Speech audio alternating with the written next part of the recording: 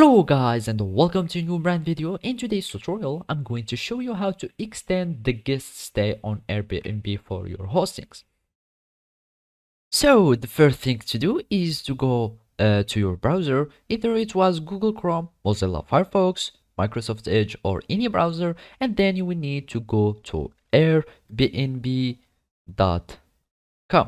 So after you click on it, you will be taken or redirected to the Airbnb website, and then you will need to create an account. So basically you will need just to click on this icon here at the corner. You click on it, and of course you are going to click on sign up, and after that you can either sign up with your phone number, or you can sign up with these alternative accounts, either Facebook, Google, Apple accounts, or your email.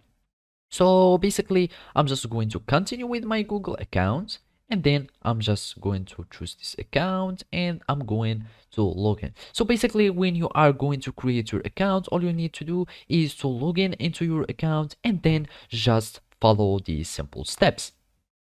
So after you log in into your Airbnb account, you will receive a notification of your host who wants to extend its stay. So basically either you can go to notification and you will receive its request, and then you can decline it or confirm it, or you can just go to manage listings, and then you will go to your listing, and here you will find like pending review or some other or in the inbox, like you will receive the request of your guest who want to extend his stay, and then you will need just to confirm his request, or you can just decline it if you want, and after that you will have your request extending staying that will be confirmed successfully. So basically all you need to do, either you go to notification when you are receiving the guest request, or you can just go to the inbox